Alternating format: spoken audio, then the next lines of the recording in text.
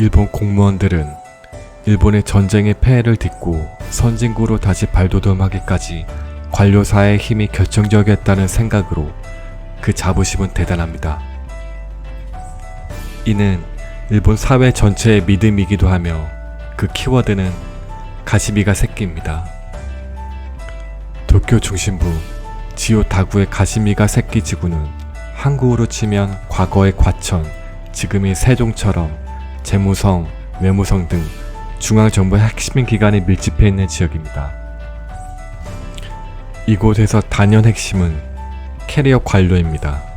한국의 국가공무원 5급 공채 출신에 해당하는 말로 도쿄대, 교토대 등 명문대 출신 수재들이 높은 경쟁률을 뚫고 입성하는 자리입니다. 이런 가스마가 새끼 캐리어 관료들의 마약 복용 파문이 잇따라 충격을 주고 있습니다.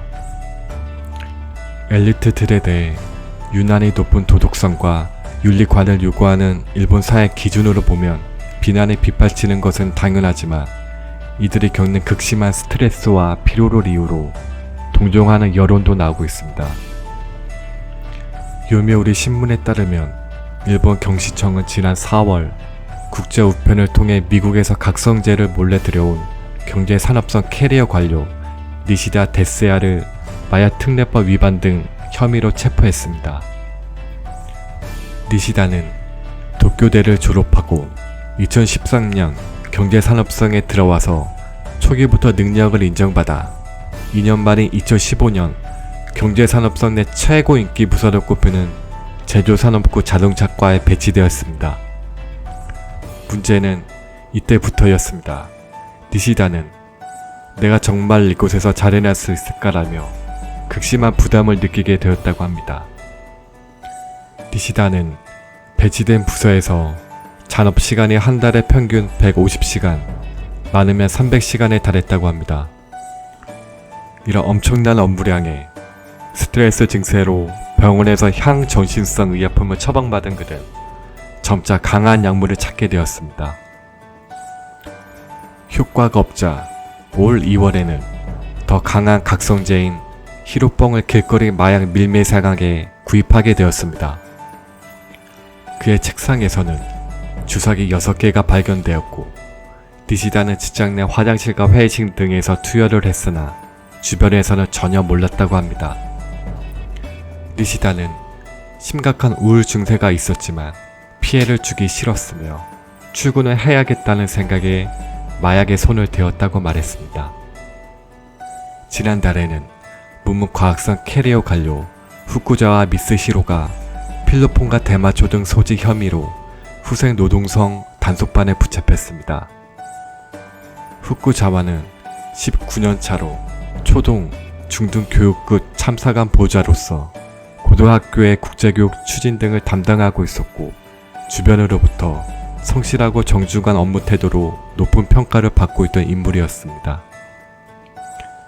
니시다와 후쿠자와는 전문 마약 밀매단과의 관계가 없이 SNS 등 인터넷 등을 통해서 쉽게 정보를 얻어 마약상에 접근할 수 있었습니다. 하지만 이들에 대한 동정 여론도 일부에서 일고 있습니다. 너무나도 빡빡한 가스미가 새끼 문화가 이들에게 감당 못할 스트레스를 안겨 마약 중독자로 전락시켰다는 것입니다.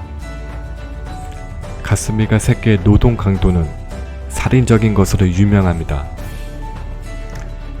국토교통성의 한 20대 캐리어 관료는 사안 하나를 결정하는데도 설명을 드려야 할 대상이 너무 많고 공문서 작성에서 사소한 실수도 용납되지 않다 보니 모든 신경을 곤두세워야 한다고 요미우리 신문에 말했습니다. 국회 질문 등에 대응하기 위해 새벽까지 일하다 전철 첫 차로 귀가해 잠시 눈을 붙이고 다시 출근하는 일도 드물지 않다고 합니다. 전체적인 분위기와 국가 공무원으로서의 사명감, 치열한 내부 승진 경쟁 등 때문에 자신의 혹사에 가며 몰아붙이지만 스트레스와 피로가 누적돼 사직하고 민간 기업으로 가는 사례가 갈수록 늘고 있습니다. 몇 년 전 일본 대형 광고회사 댄스사에 입사한 직원이 살인적인 업무량에 시달려 자살한 사건이 일본에서 화제가 되어 일본 사회에서 근무 환경 개선에 대한 변화의 목소리가 많았습니다. 하지만 이번 엘리트 공무원들의 마약 사건은 변화가 쉽지 않은 일본 사회의 경직성을 나타내주고 있는 단편일지도 모릅니다.